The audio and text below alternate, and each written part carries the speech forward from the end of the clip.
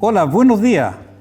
Aula Digital nuevamente. Estoy acá para presentarles un tema muy interesante sobre nuestras tradiciones, como es el folclore musical chileno y su herencia ancestral.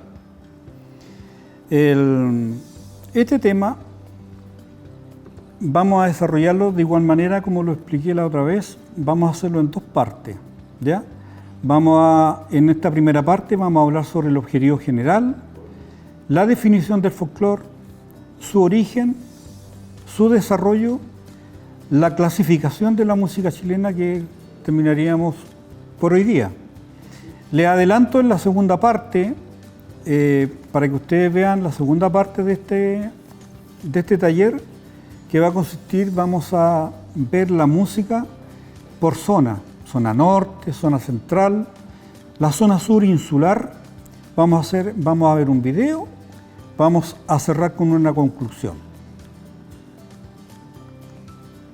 El objetivo general de este taller es para dar a conocer y apreciar en toda su forma las manifestaciones y tradiciones del folclore musical chileno.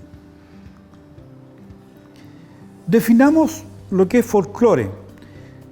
Folclore es una palabra de habla inglesa, ¿ya?, que también se utiliza en nuestro idioma, aunque de acuerdo al diccionario de la Real Academia Española, se escribe folclore de tres formas. Puede ser folklore con CK, folclore con C y folclore con K también.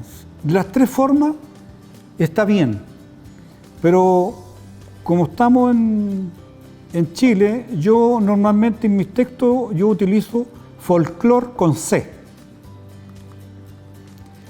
Etimológicamente la palabra folclore está dividido de dos partes. Folk, que significa pueblo o gente, y lore, que significa conocimiento o saber tradicional. En conclusión, se entiende por folclore el conjunto de manifestaciones culturales y artísticas por las cuales se expresa un pueblo o comunidad en forma anónima, tradicional y espontánea, para satisfacer las necesidades de carácter material o inmaterial.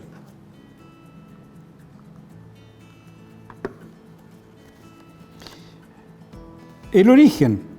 La música chilena tiene tres elementos que le dan origen a la música, que es el elemento indígena, el elemento africano y el elemento español. Por supuesto, por consecuencia de los 3 años de hispanización que tuvo nuestro país. Su origen, esto parte a partir del siglo XVIII. Ya comenzaron a llegar a Chile música y danzas provenientes de tres corrientes. Tenemos el virreinato del Perú, que es uno y el más importante, el virreinato de La Plata, del lado argentino, y el otro elemento que es uno de los más importantes, que es los cantos, música propios que teníamos acá. Desde el virreinato del Perú, que es uno de los más importantes proveedores de la cultura musical chilena, por ejemplo, en Lima se escuchaba y se bailaba la zarabanda, la chascona, el paspié, la gallarda, como también la refalosa, y algunos bailes de origen español como el fandango, la seguidilla, el zapateo, la cirilla. Ya, esos son los más característicos que llegaron desde el virreinato del Perú y empezaron a llegar en el siglo XVIII a nuestro país. El segundo elemento, que provenían desde el virreinato de La Plata, Argentina. Desde allá, naturalmente, llegaron desde Buenos Aires la música y danza como la gavota, las cuadrillas, los minuetos, que eran naturalmente bailes y música de estilo más galante, más cortesano. directamente importados desde Europa, especialmente desde Francia. Y tenemos los cantos y bailes propios. Quizás es la beta más importante porque con esa fusión Chile empezó a obtener sus características propias y crea la música criolla, ¿ya? Hay algunas danzas, música que se fueron acriollando en Chile, como es la mazurca, la polca y naturalmente el vals. Su desarrollo. Chile, a diferencia de otros países como Guatemala, Perú, Bolivia, donde el ancestro indígena es preponderante. En Chile, la música indígena se ha mantenido casi sin variación desde la época precolombina, en el caso de los mapuches, y en el sur, y naturalmente los aymara en el norte. Chile da origen a una expresión musical auténticamente criolla, producto de la fusión que se produjo entre los aborígenes y los hispanos, y da forma a la música criolla o música mestiza. Ahora, ¿qué llamamos música criolla? O principalmente la música criolla o propiamente folclórica está representada por el guaso o el campesino, la cueca y la tonada, tanto en la zona centro-sur y la zona de Chiloé. Ahí está la raíz o la piedra angular, cómo se gestó y cómo se creó la música criolla. La música folclórica. Cuando se habla de música folclórica, también se emplean otros términos como música aborigen, música típica, música tradicional, música autóctona o vernácula. Cuando hablamos de música aborigen, la música aborigen es la que se cultiva naturalmente en las comunidades indígenas con su propia lengua o dialectos. Eso es música aborigen. Y la música folclórica es aquella que representa una región o un país, especialmente mestiza y mantenida a través de la tradición, y se cultiva en las zonas rurales y urbanas. Entonces, esas son las dos diferencias que hay entre la música aborigen y la música folclórica. Clasificación de la música chilena. Podemos decir de que la música chilena está compuesta por tres grandes elementos, que es la música tradicional, la música popular, la música docta o selecta. Aquí llamamos música tradicional, es la que se transmite vía oral de generación en generación y es mantenida por la tradición. Esta música comprende la música folclórica y la aborigen. En la música popular es aquella que es compuesta por autores conocidos y registran sus obras para la protección autorales. Es interpretada por profesionales y su difusión es masiva y comercial. Y la música doc o selecta, este género musical es el resultado de estudios académicos que se realizan en conservatorios e institutos, especializados naturalmente en el arte de la música. Algunas características de la música docta, por ejemplo, los oyentes de este tipo de música deben saber algo de música para saber apreciarla. Son muchos maestros que se han inspirado y han hecho obras, llevándolo al plano netamente folclórico, han hecho preparaciones, pero en base a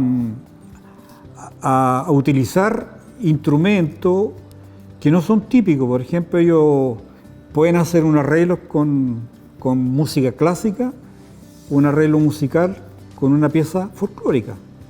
En la música popular está la música internacional y la música popular de raíz folclórica. En la música popular, naturalmente, están marcadas más al estilo y comercial en el mercado internacional. Y en la música de raíz folclórica son creaciones en base a autores que utilizan diferentes segmentos de la historia de nuestro país para producir este tipo de música popular. Y la música tradicional, por lo general es anónima, se transmite de generación en generación y es típica naturalmente de un país o una región. Entonces, la clasificación de la música chilena, tenemos música tradicional, música popular y la música selecta o docta.